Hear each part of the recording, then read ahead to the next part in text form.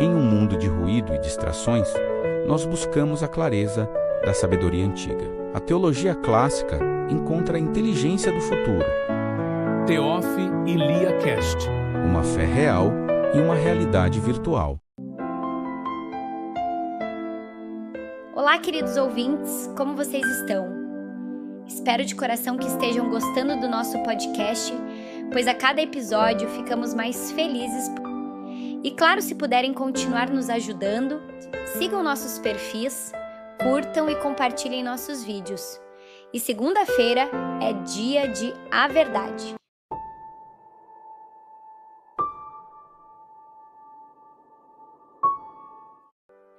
Bom dia, Theo. O que conta pra nós hoje? Olá, pessoal. É sempre uma honra estar com vocês.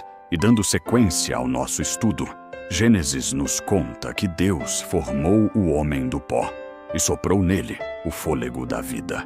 Não era uma criação distante. Era um Deus, o fez com as próprias mãos e o colocou para reinar no jardim, onde não havia medo em ouvir a voz de Deus, só confiança. Mas no centro desse paraíso havia um teste de lealdade, a árvore do conhecimento. Mas ele não estava lá sozinho, né, Theo? Deus viu que não era bom o homem estar só. Isso, Deus cria a mulher para ser uma companhia perfeita. Pai, mas então por que Eva pecou? Lia, muitos culpam Eva por dar o fruto ao homem, por ouvir a serpente. Mas a questão é, Deus disse que tudo que havia no jardim era bom. Ela foi enganada. A serpente não ofereceu apenas um fruto. Ela ofereceu autonomia, sabedoria, ela disse. Vocês serão como Deus. O pecado começou no ouvido, antes de chegar à boca. Eles deixaram de ouvir a voz de Deus, para ouvir uma voz desconhecida. No momento que Eva ouviu a serpente, Adão também esqueceu o que Deus havia dito sobre a árvore e ouviu Eva. Ambos desobedeceram. Deus da mesma forma. E a proteção do jardim acabou ali? Não. Aqui é a parte que imagino, mas doeu, simbolicamente claro, no coração do Criador. Ao final da tarde, Deus vem para o encontro diário. Ele o chama. Onde você está? Deus não estava perdido. O homem é que estava. Pela primeira vez, a voz que trazia paz, agora trazia pavor. Eles se esconderam entre as árvores. Quando nos escondemos de Deus, não é Ele quem se afasta. Somos nós que criamos o abismo. É o que a gente faz hoje, né? Quando erramos, nossa primeira reação é nos esconder de Deus em vez de correr para Ele. Exatamente, Lia. E o mais estranho é que eles sempre estiveram nus e não se envergonhavam. Por quê? Porque não havia nada para esconder. O relacionamento com Deus e entre eles era transparente como a luz. Mas então Eva ouviu a serpente, Adão seguiu. E ao morderem o fruto, a rachadura aconteceu. O vaso se quebrou. Naquele instante, o pecado mudou a visão deles. Eles se viram nus. A pureza deu lugar à vergonha. E a primeira consequência do pecado foi a vergonha.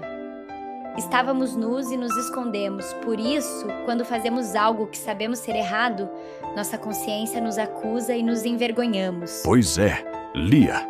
E quando Deus pergunta como eles souberam que estavam nus, em vez de arrependimento, veio a acusação. Adão culpa a mulher culpa a serpente. O relacionamento com Deus se quebrou, e o relacionamento entre os homens também ganhou cicatrizes. Infelizmente, o pecado gera separação. Deus os expulsa do jardim, não por ódio, mas porque a santidade de Deus e o pecado não coabitam. Ele fecha o jardim. Agora, viver fora dele significava que o sustento, o pão, o alimento viria do suor. E o solo que antes dava flores, agora daria espinhos. A vida longe da voz direta de Deus se tornaria pesada, barulhenta e difícil.